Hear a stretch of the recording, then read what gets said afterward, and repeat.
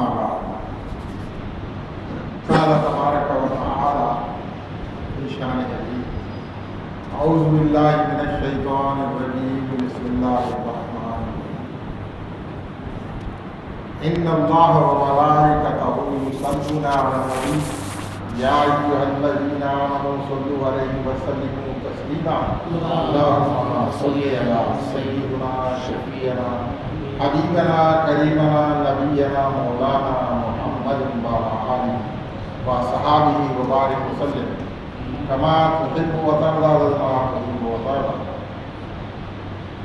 وقال رسول الله صلى الله عليه وسلم إن في الجسد آدم عضو فإذا صلحت صلح الجسد كله وإذا فسدت فسد الجسد كله ألا وهي القلب أو كما قال صلى الله عليه وسلم. عزیزان من، دوستو، ابھی میں ایک حدیث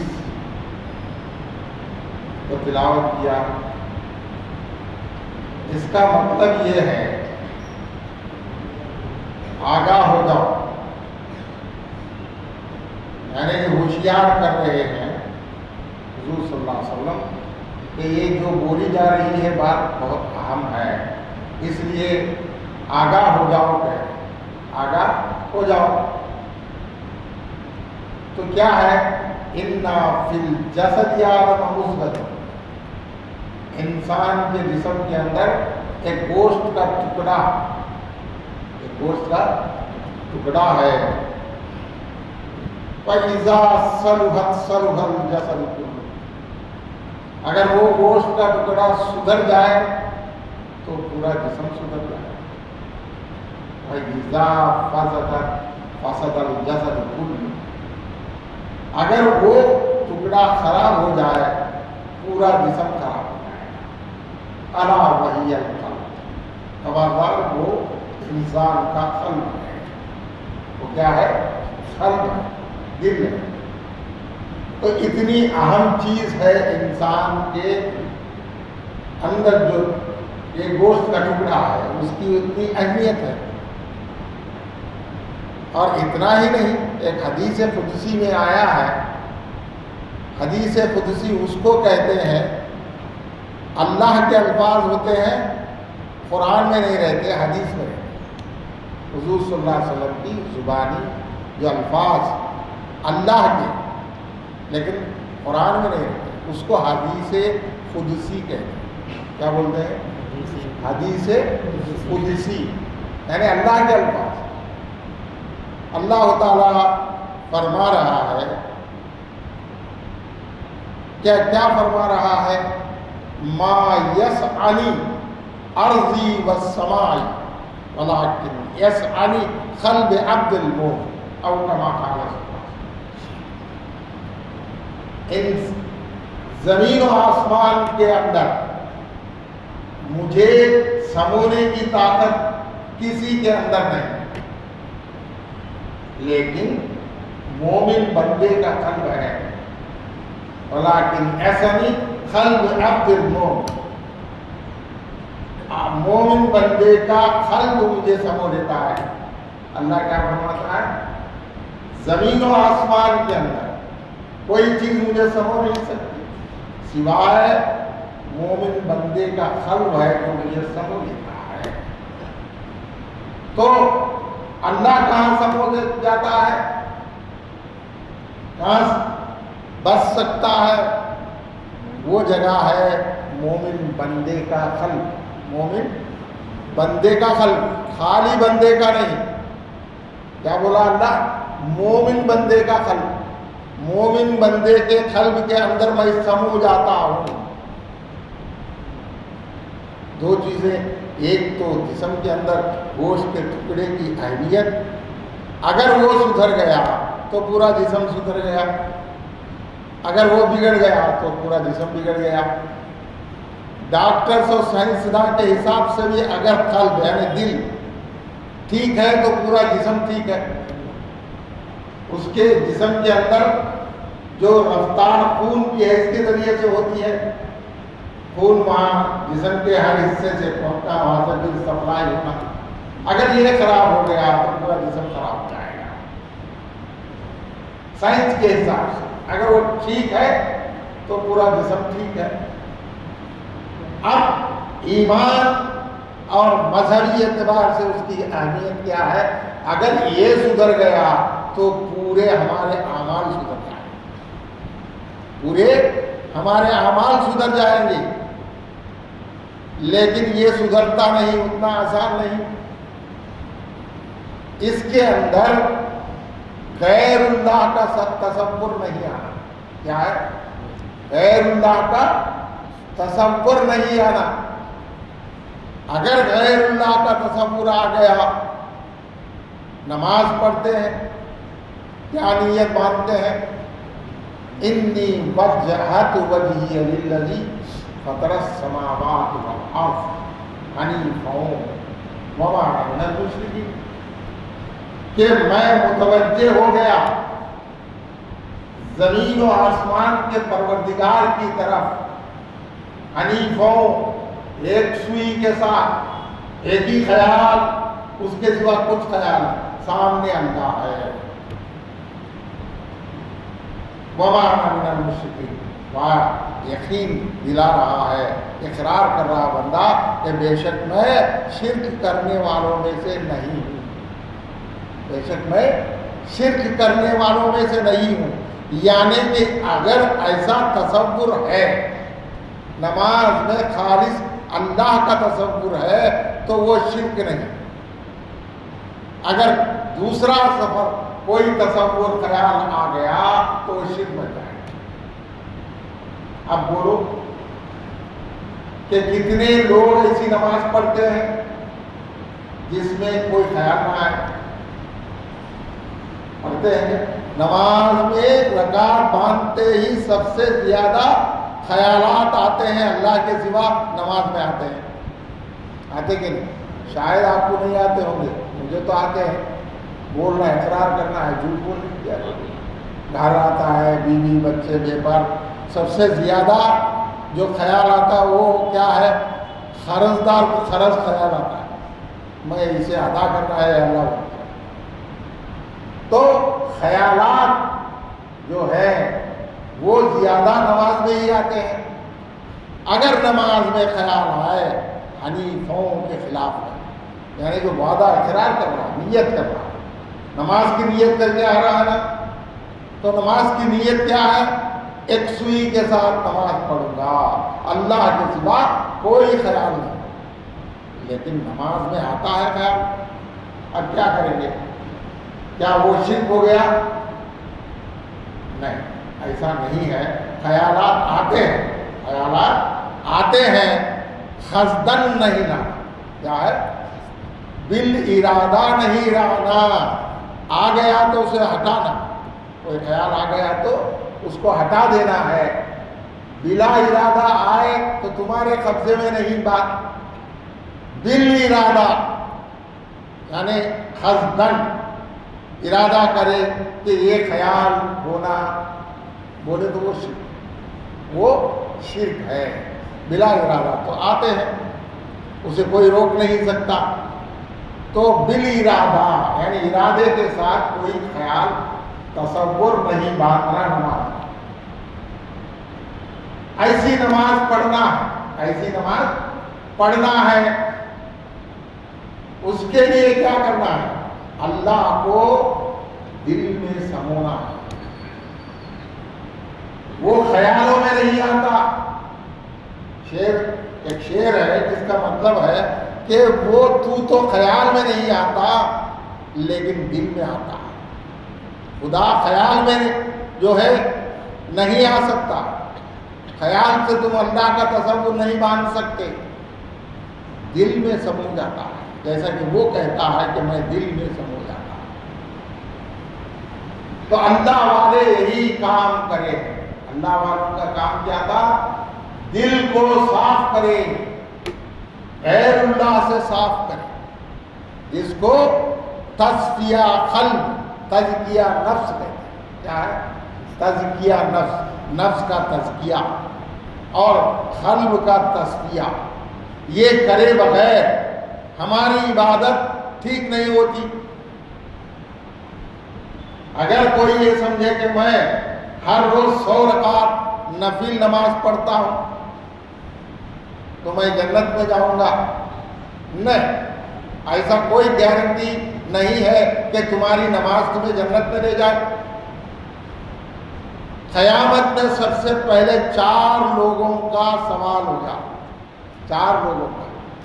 اس میں سب سے پہلا سوال جو ہے، ایک نمازی کو بلایا جائے گا، پوچھا جائے گا، یعنی کہ عالم دین، تو کیسی نماز پڑھتا تھا، تیرا علم دین کیسا تھا؟ تو وہ بولے گا کہ میں خالص تیرے لیے، تیرے دین کو پھیلانے کے لیے، تیرے علم کو پھیلانے کے لیے محنت کیا تیری دی ہوئی نعمت سے۔ تو بولے گا اللہ جھوٹ بول رہا، انہیں تیری نماز تیرے منہ پر پھینک دی جائے، اس کی نماز اس کے منہ پر پھینک دی جائے اور کہا جائے گا تو تیرے علم کے چرچے ہونے کے لیے، تو عابد ہونے کے چرچے ہونے کے لیے تو نماز پڑھتا تھا، جا جہنم میں، اس کو اوندھا منہ گھسیٹ کر جہنم میں لے جاؤ۔ پھر ایک شخص کو لایا جائے گا جو ہے بہت سخی تھا، کیا ہے؟ سخی، یعنی خیر خیرات کرنے والا۔ اللہ کی طرف سے فرشتے پوچھیں گے کہ تجھے اللہ نے بہت بڑی نعمت دولت دیا تھا، اس سے کیا کیا؟ اے باری تعالیٰ، میں جو بھی میں موقع خیرات کا کرنے کا ملا تو میں اسے چھوڑا نہیں اور اس کو جو ہے خیرات کیا تیرے راستے۔ بولے گا کہ تو جھوٹ بول رہا ہے، تیرے سخاوت کے چرچے ہونے کے لیے، تو سخی کہلانے کے لیے تو خیرات کرتا تھا، اور رد ہو جائے گا اور اس کو اوندھا منہ گھسیٹ کے لیے جہنم میں لے جائے گا۔ تیسرا شخص وہ ہوگا جو کہ شہید ہوگا، اس کو لایا جائے گا تو اس سے سوال ہوگا کہ کیا تجھے میں بہترین سے بہترین میری ایک امانت روح کو دیا، جان کو دیا، اس کو کیا کیا؟ تو اللہ سے فرمائے گا کہ میں تیرے راستے میں میری جان کو قربان کر دیا۔ نہیں، جھوٹ بول رہا ہے، تو اس لیے شہید ہوا کہ تیری شہادت کے چرچے ہو، اگر جیت کر آیا تو تو غازی ہونے کے چرچے ہو، اس لیے تو جہاد میں گیا تھا، اس کو بھی اوندھا منہ گھسیٹ کر جہنم میں گیا۔ تو یہ سب اعمال جب تک وہاں قبول نہیں ہوں گے اس وقت تک کوئی گارنٹی نہیں۔ کوئی دنیا میں گارنٹی دے سکتا ہے کیا؟ نہیں، گارنٹی دینے والا تو اللہ ہے۔ قیامت کے دن ہمارے عبادتوں کا اور ہمارے سخاوتوں کا، ہماری مجاہدے کا، سب کا قبول یا انکار قیامت میں ہوگا۔ یہاں کوئی سرٹیفکیٹ نہیں دے سکتا کہ تیری نماز قبول ہو گئی، تیرا ذکر قبول ہو گیا، تیرا روزہ قبول ہو گیا، ایسا کوئی بھی گارنٹی نہیں دے سکتا۔ قیامت کے دن اللہ گارنٹی دینے والا ہے۔ تو اللہ کے عمل کو کوئی رد کرنے والا ہے کیا؟ اللہ جو فیصلہ کرتا ہے، جو کام کرتا ہے، اس کو کوئی رد کر سکتا ہے؟ میری بات سمجھ میں آتی ہے کہ نہیں؟ ہاں آتی ہے نا؟ سمجھ میں نہیں آئی تو بولنا بیکار ہے۔ تو اللہ کے عمل کو، اللہ کے قول کو کوئی رد کر سکتا ہے؟ کوئی اس سے سپریم ہے کیا؟ اگر ڈسٹرکٹ کورٹ میں فیل ہو جائیں گے تو ہائی کورٹ میں جائیں گے، ہائی کورٹ میں فیل ہوئے تو سپریم کورٹ جائیں گے، لیکن اللہ کے بات کے اوپر کوئی اپیل جا سکتا ہے؟ ہو سکتا ہے کیا؟ اس کے عمل کو، اس کے قول کو کوئی بھی جو ہے پوچھ تاچھ نہیں ہے، وہ فائنل ہے۔ اللہ تبارک و تعالی ایک عمل مسلسل کر رہا، اللہ تعالیٰ ایک عمل، کئی کام کرتا ہے اللہ، ہم کو سمجھ میں نہیں آتا، قدرت کے فیصلے ہم کو، قدرت کے کارنامے ہم کو سمجھ میں نہیں آتے، ایک عمل تو کرتا ہے، یہ سمجھ میں آتا ہے وہ کیا ہے؟ اللہ تعالیٰ قرآن میں فرما رہا ہے ان اللہ و ملائکتہ یصلون علی النبی، بے شک اللہ اور اس کے فرشتے اپنے نبی صلی اللہ علیہ وسلم پر درود و سلام بھیج رہے ہیں۔ یا ایھا الذین آمنوا صلوا علیہ وسلموا تسلیما، اے ایمان والو تم بھی اللہ کے عمل میں شامل ہو جاؤ کہ تم بھی درود و سلام بھیجو اللہ کے رسول صلی اللہ علیہ وسلم۔ اور طرف بات یہ ہے کہ اللہ کا عمل ہے، اس میں اللہ تعالیٰ فرشتوں کو شامل کر دیا، پھر دعوت دے رہا ہے مومن بندوں کو کہ تم بھی آؤ میرے اس عمل میں شامل ہو۔ تو یہ کس کا عمل ہے؟ اللہ کا عمل ہے۔ اللہ کے عمل میں اللہ تعالیٰ اپنے بندوں کو شامل کر رہا ہے۔ کیا یہ عمل رد ہو سکتا ہے؟ کوئی جو ہے عمل رد ہو سکتا ہے، لیکن درود کا عمل رد نہیں ہو سکتا، اس لیے کہ وہ اللہ کا عمل ہے۔ سمجھ میں آئی بات؟ درود شریف کا پڑھنا جو ہے عبادت ہے، وہ بھی عبادت ہے۔ نفل عبادتوں میں سب سے افضل عبادت ہے درود۔ جیسا نماز ہے، نماز نفل نمازیں پڑھیں گے، ویسے ہی درود شریف کو بھی پڑھیں گے۔ تو یہ درود کا پڑھنا کبھی رد نہیں ہو سکتا، اس لیے کہ اللہ کے عمل کے ساتھ ہے، تو اللہ کے عمل کو رد کرنے والا کوئی بھی نہیں۔ بات سمجھ میں آئی کہ نہیں؟ کیا جی حضرت سمجھ میں آئی کہ نہیں؟ اللہ کے عمل کو کوئی رد نہیں کر سکتا، اس کے ساتھ ہم شامل ہو رہے ہیں۔ تو یہ عمل ایسا ہے کہ گارنٹی ہے، نماز کی گارنٹی نہیں، نماز کی گارنٹی نہیں قبول ہوتی کہ نہیں، روزے کی گارنٹی نہیں، حج کی گارنٹی نہیں، لیکن درود شریف کی گارنٹی۔ ایک مرتبہ ایک صحابی بدو آئے حضور صلی اللہ علیہ وسلم سے، یا رسول اللہ صلی اللہ علیہ وسلم آپ سامنے ہیں، ہم درود و سلام بھیج رہے ہیں، آپ کے بعد اگر ہم آپ سے دور ہوں تو کیا ہم درود و سلام بھیجیں تو کیا آپ سنتے ہیں؟ ہم کو جانتے ہیں کہ فلاں نے درود پڑھا؟ تو حضور صلی اللہ علیہ وسلم دو روایتیں ہیں اس میں، ایک تو درود کو پہنچایا جائے گا فرشتوں کے ذریعے سے، ایک حدیث میں ہے براہ راست میں میرے اوپر درود پڑھنے والے کو بھی جانتا ہوں، اس کے باپ کو بھی جانتا ہوں۔ براہ راست حضور صلی اللہ علیہ وسلم سنتے ہیں، تو درود ایسا عمل ہے براہ راست حضور صلی اللہ علیہ وسلم سنتے ہیں اور گواہ ہے۔ حضور صلی اللہ علیہ وسلم کی جب گواہی دے دیں گے تو وہ گارنٹی ہے قیامت کے دن، ہے کہ نہیں؟ گارنٹی مل گئی کہ نہیں؟ مل جائے گی۔ اب بعض لوگ ایسا بولتے ہیں کہ نماز، ہاں نماز تو پڑھنا ہے، 5 وقت فرض ہے، اس میں کیسی بھی ہو، ٹوٹی پھوٹی کیوں بھی ہو، لیکن پڑھنا تو ہے۔ ٹوٹی پھوٹی بول کو چھوڑ نہیں سکتے، ٹوٹی پھوٹی نماز اچھی نماز بن جائے، اچھی نماز بن جائے، محنت کریں، کثرت کے ساتھ پڑھتے پڑھتے پڑھتے جو ہے اخلاص والی نماز آئی، وہ معراج ہے۔ حدیث میں آیا الصلاۃ معراج المومنین، نماز مومن کے لیے معراج ہے۔ معراج میں کیا ہوا؟ اللہ اور اللہ کے رسول صلی اللہ علیہ وسلم ایک دوسرے کی حضوری میں پہنچے، کیا ہے؟ ایک دوسرے کے سامنے پہنچے، اللہ اور اللہ کے سامنے اللہ کے رسول صلی اللہ علیہ وسلم۔ یہاں نماز کا تحفہ ملا، یہاں نماز کا تحفہ ملا، اور اس نماز کے بارے میں حضور صلی اللہ علیہ وسلم فرماتے ہیں کہ لا صلاۃ الا بحضور القلب، او کما قال رسول اللہ علیہ وسلم، وہ نماز نہیں ہے جو بغیر حضوری قلب کے پڑھی جائے۔ اب ادھر ادھر پھرا کر قلب کی طرف آئے، اتنا انٹروڈکشن بولنا پڑتا ہے کہ قلب کی اہمیت کیا ہے۔ وہ نماز نہیں جو بغیر حضوری قلب کے پڑھی جائے، یعنی کہ جیسے اللہ اکبر بولے تو اللہ سامنے نظر آئے، وہ حضوری ہے، وہ حضوری ہے، اس کو حضوری والی نماز کہتے ہیں۔ اس کو کیا کہتے ہیں؟ حضوری والی نماز کہتے ہیں۔ یہ اللہ والوں کی نماز ہے، یہ صحابہ کی نماز ہے، حضور اقدس صلی اللہ علیہ وسلم کی نماز ہے۔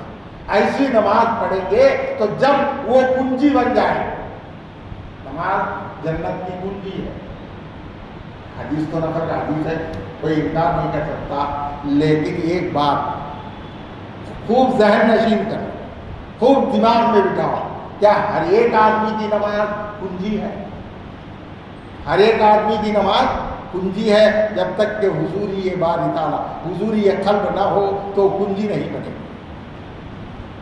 اگر خالص نماز کنجی ہو سکتی ہے تو میں ایک بات بولوں گا، آپ خود گواہ رہو کہ اب یہاں آملہ گڈھا ہے یا ہمارا شہر کو رجوع ہو، الیکشن کا جب دور آیا تو پولیٹیکل لیڈروں کو بلانے کا آتے کہ نہیں؟ تمہارے گاؤں میں آتے کہ نہیں؟ ہمارے گاؤں میں آتے، نماز میں کھڑا کرتے، پڑھتے ہیں کہ نہیں؟ جمعہ میں پڑھتے ہیں مولانا، نماز پڑھتے نا، یہ رواج ہے آج کل ہر جگہ۔ تو جب نماز پڑھے تو وہ ایمان نہیں، مسلمان تو نہیں ہوتا اکثر، وہ بھی نماز پڑھا تو کیا اس کے لیے بھی کنجی ہے؟ بولو، اس کے لیے بھی کنجی بن گئی کیا؟ عام کنجی ہے تو سب کے لیے کنجی بننا ہے؟ اس سے کیا پتا چلتا ہے؟ کنجی نہیں بنے گی جب تک کہ ایمان نہ ہو، مومن نہ ہو۔ مومن بندہ کون ہے؟ مومن کس کو کہتے ہیں؟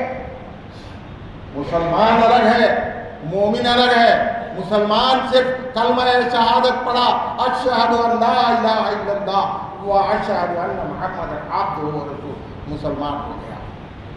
ایمان کس کو کہتے ہیں؟ پھر ایمان والا مومن کس کو ایمان کہتے ہیں؟ اللہ تعالیٰ قرآن میں فرمایا الذین آمنوا اشد حبا للہ، وہ ایمان والا ہے جو سب سے زیادہ اللہ سے محبت کرتا ہے۔ اب اللہ سے محبت کرنا کس کو آتا ہے؟ اللہ نظر ہی نہیں آتا، جورو نظر آتی ہے تو جورو سے محبت کریں گے، بچے نظر آتے ہیں تو بچے سے کریں گے، دنیا نظر آتی ہے تو دنیا سے کریں گے، تو اب اللہ سے محبت کیسے کرنا؟ اللہ تو نظر نہیں آتا۔ اللہ وہ بھی حل بول دیا قرآن میں، قل ان کنتم تحبون اللہ فاتبعونی یحببکم، اے محمد صلی اللہ علیہ وسلم ان سے کہہ دو اگر تم اللہ سے محبت کرنا چاہتے ہو تو آپ کی اتباع کرے، آپ سے محبت کرے، آپ کی محبت ہماری محبت۔ اللہ کے رسول صلی اللہ علیہ وسلم سے محبت کریں گے تو وہ اللہ کی محبت ہے، وہ ایمان ہے۔ ایک مرتبہ حضرت عمر رضی اللہ تعالیٰ عنہ جا رہے ہیں، حضور صلی اللہ علیہ وسلم نے حضرت عمر کا ہاتھ پکڑا اور کہا ایمان لاؤ۔ کہا یا رسول اللہ صلی اللہ علیہ وسلم میں تو ایمان لا چکا۔ نہیں، ایمان لاؤ۔ تو لہجے کو پہچان لیا، بولے کہ یا رسول اللہ صلی اللہ علیہ وسلم آپ پوری دنیا سے میرے لیے افضل ہے، میں محبت کرتا ہوں آپ سے۔ کہا ایمان کامل نہیں ہوا۔ پھر تھوڑی دیر کے بعد بولے کہ میں اپنے بیوی بچوں سے بھی زیادہ آپ سے محبت کرتا ہوں۔ نہیں، ابھی محبت کامل نہیں۔ پھر اپنے گریبان میں جھانک کر بولے کہ یا رسول اللہ صلی اللہ علیہ وسلم میں اپنی جان سے بھی زیادہ آپ سے محبت کرتا ہوں۔ اب بولے یعنی کہ اب تمہارا ایمان کامل ہے۔ ایمان کب کامل ہوتا ہے؟ جبکہ حضور اقدس صلی اللہ علیہ وسلم سے ہماری جان سے بھی زیادہ محبت کریں گے تو وہ ایمان آئے گا۔ ہر کلمہ پڑھنے والا مومن نہیں بن سکتا۔ حضور اقدس صلی اللہ علیہ وسلم سے جب تک سچی محبت نہ ہو تو اس وقت تک کوئی مومن نہیں بن سکتا۔ تو یہ مومن بننے کے لیے حضور اقدس صلی اللہ علیہ وسلم سے محبت کیسے کریں؟ صحابہ اکرام رضوان اللہ تعالیٰ علیہم اجمعین کے واقعات کو، وہ واقعات کو اپنے دل میں سمولو، تابعین کے واقعات پڑھو، عاشق رسول جو ہوتے ہیں اللہ والے ان کے واقعات اپنے جو ہے سینے میں بسا لو، اور جب ایمان والے بنیں گے جب تک کہ حضور صلی اللہ علیہ وسلم کی محبت نہ آئے۔ ایک واقعہ میں بول کر اپنی بات کو ختم کرتا ہوں۔ ایک بہت بڑے جلیل القدر اللہ والے گزرے جن کا نام ہے علامہ بوصیری رحمۃ اللہ، ایک ہے بہت بڑے، اور ایک ہے علامہ جامی علیہ، ایک جامی علیہ دو ہم اللہ، یہ ایک قصیدہ لکھے حضرت جامی سچے عاشق رسول، تو وہ حج کے لیے نکلے، حضور صلی اللہ علیہ وسلم کے دربار میں پیش ہونا ہے، تو مصر سے نکلے، تو ایک قافلے میں جا کر بولے، وہ مشہور تھے اس وقت، علامہ جامی علیہ الرحمہ مشہور تھے، بڑے جید عالم تھے، تو بولے کہ بھائی میرے پاس تھوڑا پیسہ ہے، مجھے مدینہ منورہ پہنچا دو۔ اچھی بات ہے، آپ آئے تو ہم کو بھی شرف ہے، آپ جیسے اللہ والے ہمارے ساتھ ہو جائیں، تو شامل کر لیے۔ 3 دن کا پڑاؤ تھا مدینہ منورہ تک، ایک پڑاؤ ڈالے رات میں حضور اقدس صلی اللہ علیہ وسلم خواب میں آتے ہیں، وہ کپتان کے خواب میں آتے ہیں، بولتے ہیں کہ اس کو روک دو، میرے پاس آنے نہ دو۔ اب حضور صلی اللہ علیہ وسلم کا حکم کون ٹال سکتا ہے؟ تو حضور اقدس صلی اللہ علیہ وسلم نے جو خواب میں دیکھنے کے بعد وہ کیپٹن جو ہے حضرت جامی علیہ الرحمہ کے پاس پہنچے، بولے کہ بھائی آپ آ نہیں سکتے، چلے جاؤ ہمارے ساتھ۔ تو بولے کہ اور کچھ پیسہ ہونا ہے تو دے دوں گا، یہاں تک کہ مجھے مدینہ منورہ پہنچا دو اور مجھے غلام کے جیسا بھیج دو۔ نہیں آپ کو میں نہیں لے جا سکتا۔ رات ہو گئی تھی، اندھیرے میں چھپتے چھپتے ایک جگہ چلے گئے، اور یہ قافلے کے پیچھے پیچھے پیچھے جو ہے دوسرے پڑاؤ، وہاں چوری چھپی ایک بڑے صندوق میں جا کر چھپ گئے قافلے کے۔ تو پھر حضور صلی اللہ علیہ وسلم خواب میں آئے، بولے کہ دیکھ یہاں ہے یہ صندوق میں، اس کو نکال دے، آنے نہ دے۔ نکال دیے۔ تیسرا پڑاؤ، اب مدینہ منورہ کے قریب ہے، اجالا ہوتے ہی مدینہ منورہ میں داخل ہو جائیں گے، تو خواب ویسے ہی چوری چھپی آ گئے، تو حضور اقدس صلی اللہ علیہ وسلم مدینہ منورہ کے قاضی کے خواب میں آ کر بولتے ہیں کہ ایک فلاں شخص ہے، اس کو قید خانے میں ڈال دو۔ چہرہ بتایا، صبح صبح آئے، بولے کہ چلو تم کو قید کر دیا۔ ارے بھائی میرا گناہ کیا ہے؟ میرا گناہ کیا ہے؟ بولو وہ ہم نہیں جانتے، آپ کو قید کرنے کا حکم ہے، ڈال دو۔